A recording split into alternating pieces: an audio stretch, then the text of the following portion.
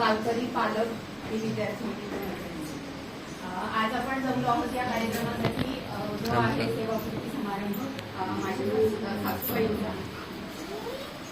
खरं तर सासू हा शब्द त्यांना योग्य होणार नाही, कारण त्या जसं नित्य मॅडमनी सांगितलं की त्यांच्यामध्ये एक गुण आहे संयम.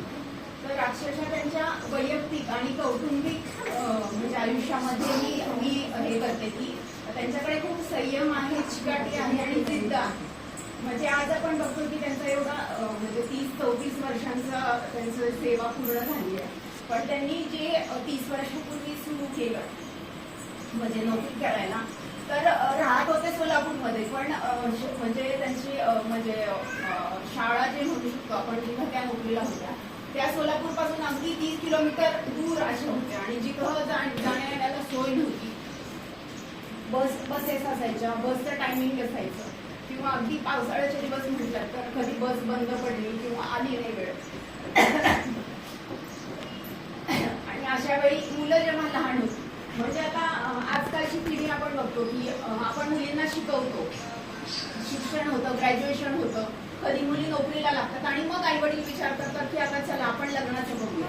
पण आमच्या आईंच्या बाबतीत उलट झालं. त्यांचं 10वी झाली की लगेच लग्न झालं, त्यांचं मुलं झाली 2. त्याच्यानंतर मुलं जेव्हा लहान होती तेव्हा त्यांनी त्यांच्या आई वडिलांकडे मुलांना ठेवून त्यांनी त्यांचं बीएडचं शिक्षण पूर्ण केलं आणि त्याच्यानंतर त्या नोकरीला लागल्या.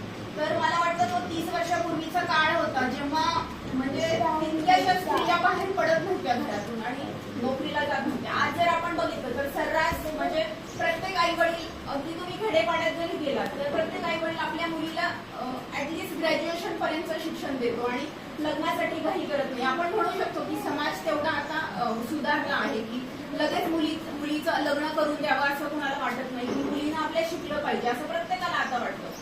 पण ज्या काळामध्ये आई शिकल्या त्यावेळी असं होतं, इव्हन माझ्या आईचं लग्न, तिचं शिक्षण 7वी पर्यंत झालं आणि नंतर लगेच 2-3 वर्षात तिच्या वडिलांनी लग्न केलं. बट आईंच्या बाबतीत यासाठी म्हणजे त्यांच्याकडे मला वाटतं की ती जिद्द होती की असं नाही आता लग्न झालं, मुलं झाली, चला आपला संसारच बघायचा आहे आपल्याला आयुष्यभर. ते म्हणजे 2 मुलं लहान असूनही त्यांना आपल्या आई वडिलांकडे एवढ्या दूर सोडून ते शिक्षण पूर्ण करणं, त्यासाठी नंतर नोकरीसाठी धडपड करणं. तर कुठेतरी त्यांच्याकडे एक दूरदृष्टी होती की बाबा चला पुढे चलून आपल्या कुटुंबासाठी हे थोडं मदत होईल, म्हणजे आर्थिकदृष्ट्या म्हणा किंवा पुढे चलून आपल्या मुलांना त्याचा उपयोग होईल, म्हणून ही दूरदृष्टी ठेवून त्यांनी केलं.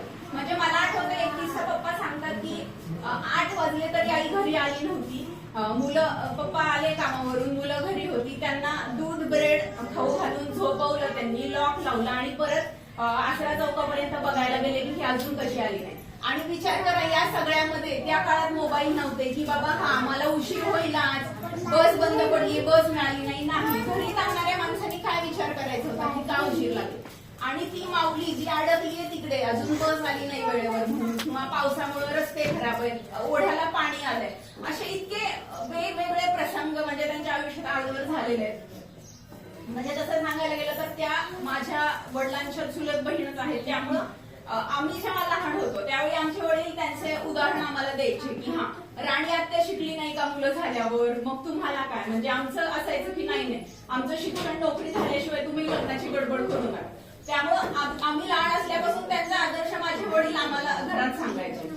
आणि म्हणजे त्यावेळी एवढा कठीण काळ त्या का पार करू शकल्या, कशामुळं, म्हणजे एवढी जिद्द. म्हणजे प्रत्येक स्त्री मध्ये तेवढं पोटेन्शियल असतं, पण तरी पण कुठेतरी माणूस थकतो की नाही आता खूप होतंय, आपण थांबलं पाहिजे. पण त्या का करू शकल्या, तर त्यांना खंबीरपणे साथ आमच्या पप्पांनी दिली. म्हणजे कधी कधी आपल्याला असं वाटतं की नाही आता खूप आयुष्यामध्ये हे आहे, कठीण आहे आयुष्य, पण तरी पण आपण चालत का राहतो, का तर आपल्याला कुठून तरी पाठबळ मिळालं पाहिजे, कोणीतरी खंबीरपणे आपल्याला तेवढं पुश केलं पाहिजे की नाही तू करू शकतेस, तू करत राहा. आणि खरं तर आईंच्या रिटायरमेंटची आम्ही खूप वर्षांपासून वाट बघतोय. जेव्हा अगदी माझा मुलगा लहान होता आणि मला ते अवघड वाटत होतं की मुलाला घरी ठेवून मी नोकरीला कसं जायचं, मग त्यावेळी आठवायचं आपल्या आईंनी कसं केलं असेल. बाबा 1-1.5 वर्षाचे माझे दीर होते, त्यांना आईकडे सोडून त्यांनाही तेवढ्या वेदना झाल्या असतील, पण त्या चालत राहिल्या. तर ती प्रेरणा त्या आम्हाला देतात की बाबा चला आजच्या म्हणजे एखादं वर्षापुरतं असं नाही की मुलांना आपण घरी सोडून नोकरीला जातोय म्हणजे आपल्या मुलांवर प्रेम नाही. काहीतरी मुलांच्या भविष्यासाठीच आपण धडपडत असतो म्हणून ते आपण पाऊल उचलतो. तर ती प्रेरणा आई मला देतात आणि ते दोघं पण म्हणजे आई असो पप्पा असो दोघं पण एकमेकांना खूप त्यांनी साथ दिली आतापर्यंत. आणि मी असं म्हणेल की हा म्हणजे आजवर त्यांनी एक गोष्ट केली नाही की त्या स्वतःसाठी तितक्या जगल्या नाही. प्रत्येक वेळी कुटुंब समोर असायचं त्यांच्या. आणि आता इव्हन त्या आमच्याकडे कधी पुण्याला जरी आल्या घरी तरी म्हणजे मला माहितीये की त्यांना माहितीये त्या स्वतः नोकरीला जातात त्यामुळं घरातलं काम नोकरी सांभाळणं किती अवघड असतं. त्यामुळं मला त्यांची ती साथ खूप चांगली लागली. म्हणजे लग्न झाल्यानंतर मला ते अवघड कधीच गेलं नाही. कारण सासूबाई म्हणजे म्हणायला सासूबाई त्यांच्यात सासूबाई बिलकुल नाहीये. आम्ही आईच म्हणतो त्यांना घरी. तर त्यांनी मला एवढं हे केलं म्हणजे त्या घरी कधी जरी आल्या ऑफिस मधून यायला आम्हाला उशीर आहे तर येईपर्यंत स्वयंपाक बनवून ठेवणार आणि म्हणणार की हा चला हातपाय धुवून आता जेवायला घ्या रोज तर येऊन तू बनवतेच की. किंवा सकाळी त्यांना चहा लागतो त्याही त्या स्वतः हाताने बनवून घेतात की कधी नाही की सून आहे म्हणून तू बनवून द्यावं अशी कधीच म्हणजे जे सासू सोनांचं नातं असतं ते आमच्यात कधीच नाहीये.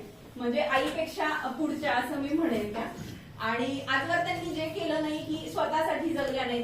नेहमी कुटुंबाचा मुलांचा विचार करत राहिल्या त्या आणि म्हणजे न थांबणं आणि करत राहणं हे त्यांच्यामध्ये खूप आहे. म्हणजे अगदी सुट्टीला जरी उन्हाळ्याच्या सुट्टीला त्या आल्या घरी तरी त्या अशा शांत बसून राहत नाही. घरातली तरी काहीतरी कामं करत राहणार. त्यांना सांगावं लागतं आई तुम्हाला बरं नाहीये ना तुम्ही झोपा आराम करा पण त्या तसं करत नाही.